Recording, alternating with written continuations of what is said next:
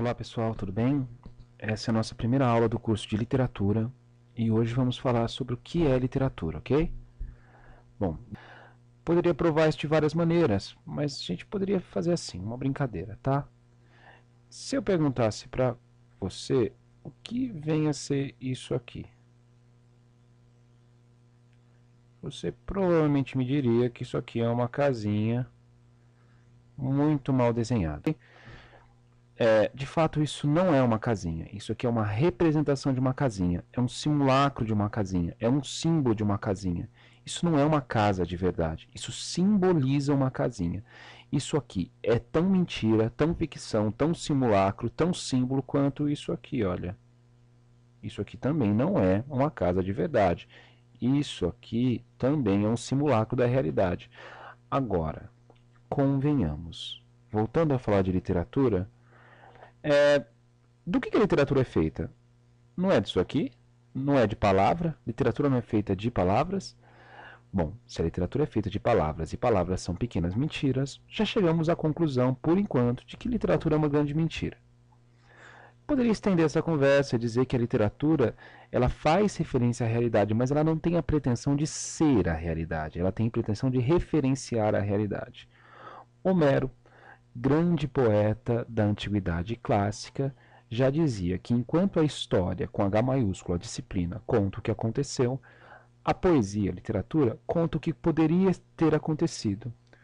Homero dá mais importância para a poesia do que para a história. Bom, para estender o nosso raciocínio, eu poderia aqui fazer uma outra consideração. Quantos de nós não assistiu ao filme Marley e eu? Aquele filme em que há um cachorrinho todo bonitinho que morre no final e todo mundo fica triste. Quantos de nós não choraram ao final do filme ao ver que o cachorrinho morreu, o cachorrinho tão engraçadinho e tal? Bom, o fato é, o filme Marley e eu não é uma verdade, tal como qualquer tipo de arte também é uma ficção. O filme Marley e eu é uma ficção. E o cachorrinho que morre no final, na verdade, na realidade, é um personagem interpretado por um ator e o cachorro-ator não morreu no final do filme. E aí nos ocorre a pergunta: por que então nos emocionamos tanto no final daquele filme? Bom, esse é o grande papel da arte. A arte consegue despertar emoções que talvez na realidade não conseguíssemos despertar. Os gregos antigos davam um nome para isso. Eles chamavam isso de catarse. Catarse. A catarse nada mais é, então, do que a expurgação, a exaltação, tudo bem? É extravasar sentimentos, é colocar para fora sensações que talvez na realidade não colocássemos. Quer ver? Vou fazer uma pergunta. Quando andamos pela rua com os nossos carros e vemos um cachorro atropelado num canteiro qualquer de uma estrada, obviamente ficamos tristes, mas não chegamos a nos emocionar tanto como aconteceu com algumas pessoas no filme Marley e eu. Olha que curioso. Me parece, então, que mesmo Marley e eu sendo uma obra ficcional, uma obra de ficção, ela nos desperta sentimentos que talvez na realidade não sentíssemos. Curioso isso. Apesar da arte ser uma ficção, ela consegue organizar e sensibilizar sentimentos do mundo real que talvez sem a arte não sentíssemos, né? Então aí chegamos à seguinte conclusão: a literatura, a arte é aquilo que nos faz sentir o que não é possível sentir na realidade, o que talvez não seja possível sentir na realidade, ok?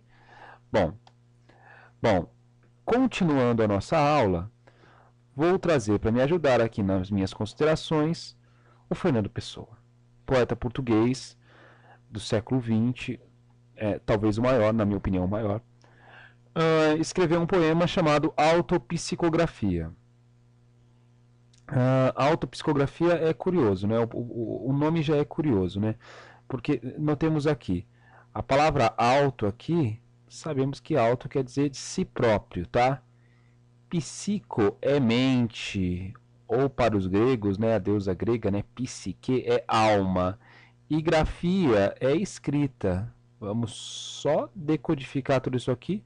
A autopsicografia, escrita da própria alma, da minha própria alma, da própria alma do eu lírico, que no caso aqui, coincidentemente, isso não é regra, é o Fernando Pessoa, que é um poeta, ok?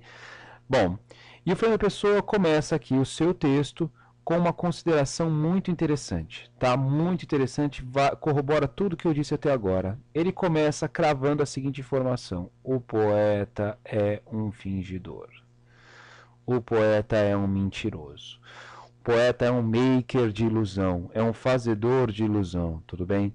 E ele finge tão bem e constrói tão bem essa realidade alternativa e fantasiosa e tão convincente que chega a fingir que é a dor que devera sente, ou seja, ele consegue trazer para o campo da fantasia uma dor que é só dele, tudo bem? Trazendo para o campo da fantasia, aquilo vira uma ficção. A dor dele se torna uma ficção e ela é tão convincente, que os que leem o que escreve na dor lida sentem bem, não as duas que ele teve, mas só que eles não têm. Ou seja, aquilo que eu acabei de falar sobre o filme Marley e eu, o leitor da obra literária consegue ser sensibilizado com um tipo de informação, com um tipo de sentimento que talvez na realidade não sentisse, que talvez sozinho, sem a ajuda da literatura, não sentisse.